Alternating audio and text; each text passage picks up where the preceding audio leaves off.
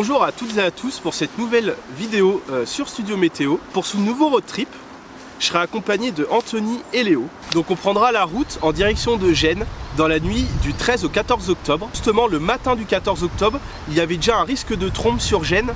Donc c'était un petit peu la course entre l'ouest de la France pour rejoindre Gênes. En arrivant sur la côte, on se rend compte que la convergence s'est déjà bien mise en place. Et on remarque tout de suite qu'il faut bien se placer et bien observer le ciel. Donc tout de suite, on déploie les trépieds et on surveille très attentivement le ciel parce qu'à tout moment, on peut voir sous une base un tuba se dessiner.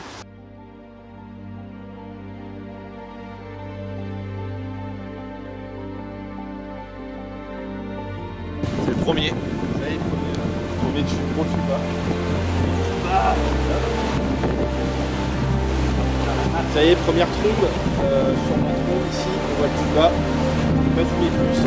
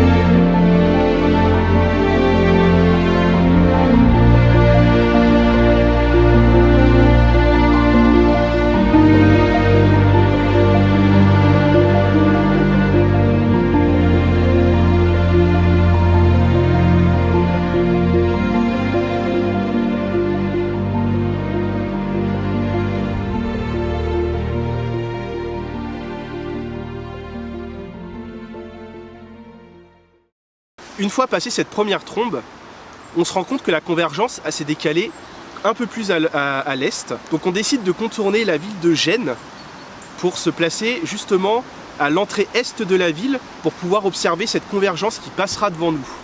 Pari gagnant, puisqu'on se rendra compte sur l'autoroute juste avant de tourner qu'il y a bien une trombe sous cette convergence.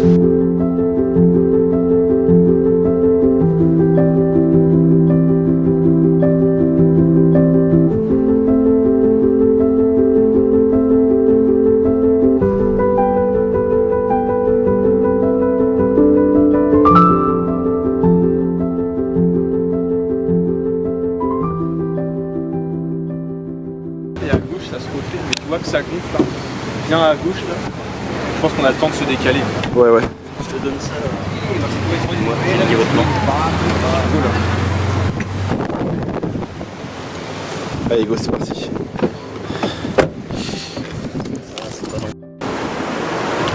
En photo, à mon avis, ça va pas un peu là.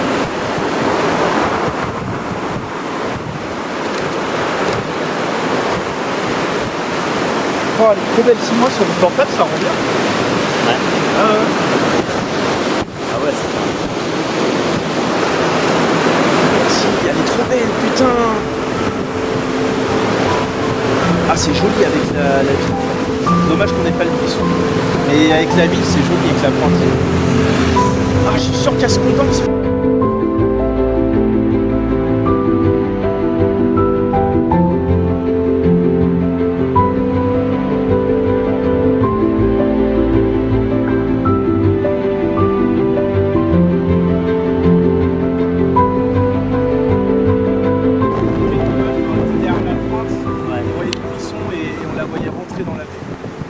Mais c'est dur après en pleine ville aussi. C'est ça que la zone est vraiment pas facile. Parce que là pour avoir un spot mieux, là ça reprend super bien, hein. C'est en train de rentrer dans la convergence. Regarde comment ça prend derrière, ça va faire à la chute. Là c'est en train de rentrer. Là,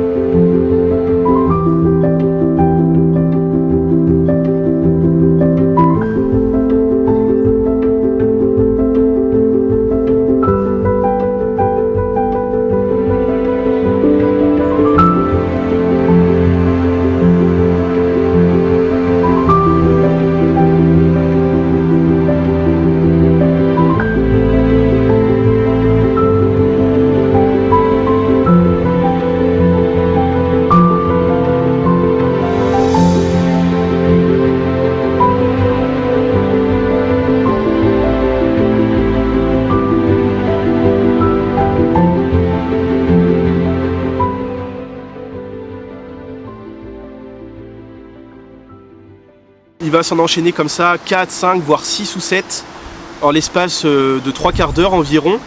Par contre, le seul hic, c'est que malheureusement, elles seront pas bien condensées. Mais de toute façon, c'est que le début du voyage et on espère de toute façon voir mieux dans les prochains jours.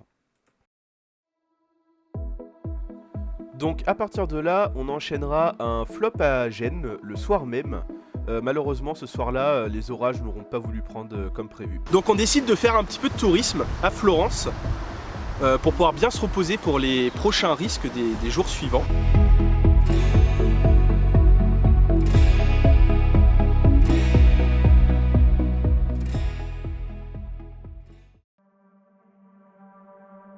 Donc on quitte Florence ce matin-là. En direction de Rome, parce qu'il y avait des cellules qui étaient modélisées, qui étaient plutôt intéressantes, avec une petite convergence. Et donc au moment d'arriver sur Rome, vraiment pile au moment où on arrive, il y a un orage qui prend sur la côte. Donc gros coup de bol sur ce coup-là. Et du coup on décide d'aller directement l'intercepter et de se placer sur la côte en bordure de cet orage.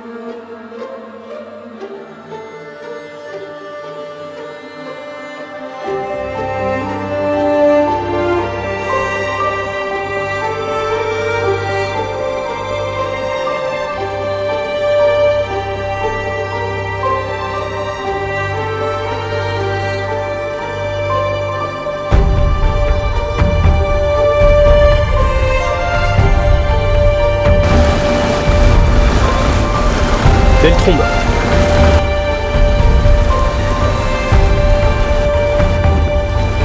On voit le buisson.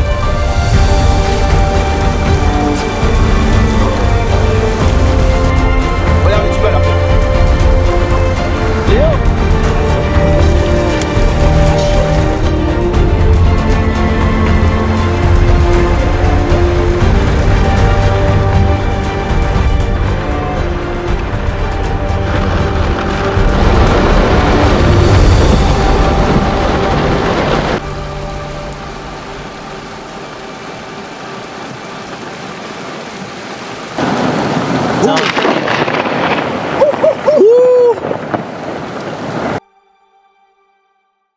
On va rester la majeure partie de la chasse entre guillemets sous la pluie et en plus de ça les trombes vont encore rester peu condensées et ça va être dur de distinguer vraiment un beau tube qui descend jusqu'à la mer.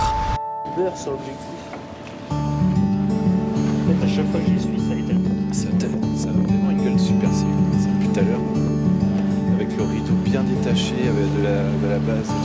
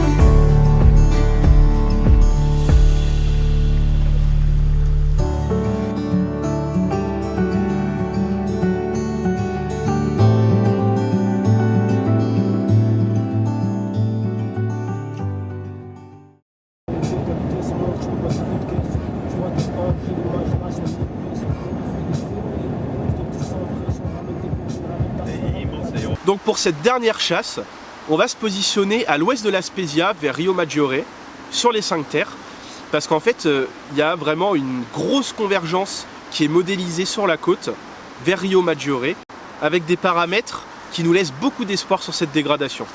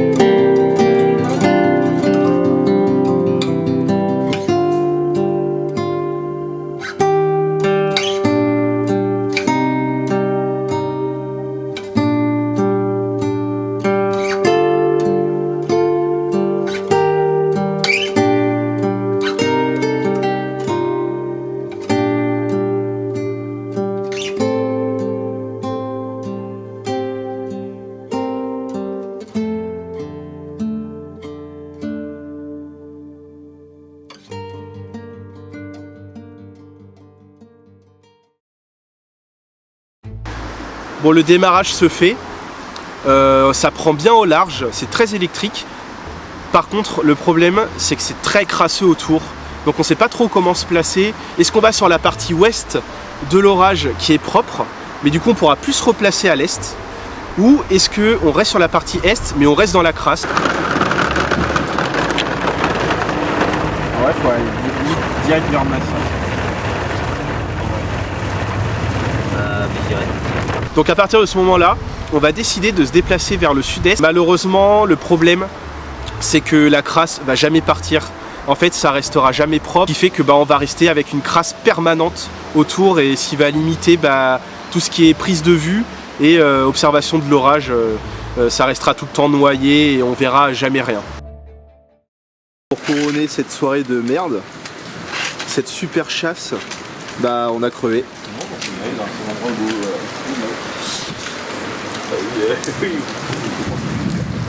Qu'as-tu à dire, Anthony? Qu'as-tu à dire pour cette situation?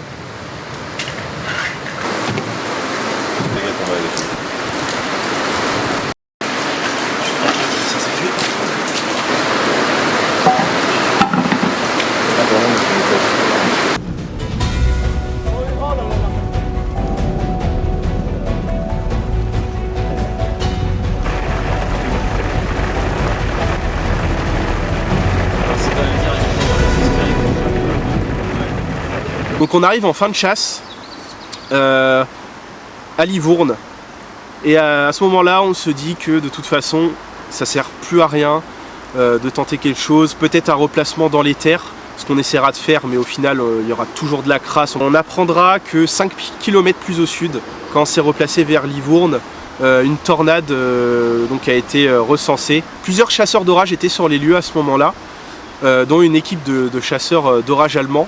Mais aucun des chasseurs sur place n'aura réussi à voir la tornade, puisque en fait elle sera restée vraiment noyée dans les précipitations. Bon, fin de chasse pour nous, fin du road trip, ça y est, on a crevé un deuxième pneu dans la nuit, donc là on rentre, ça sert plus à rien de continuer, quand la poisse est trop là, je pense qu'il faut être raisonnable et rentrer tranquillement en France. Un peu à l'image du road trip de l'année dernière, on sera resté sur notre faim, L'année dernière, on aura eu la foudre, mais pas les trombes. Et cette année, on aura eu les trombes, mais pas la foudre. Donc voilà, c'est comme ça. Peut-être que l'année prochaine, on aura les deux. Puisque c'est sûr, on y retournera l'année prochaine.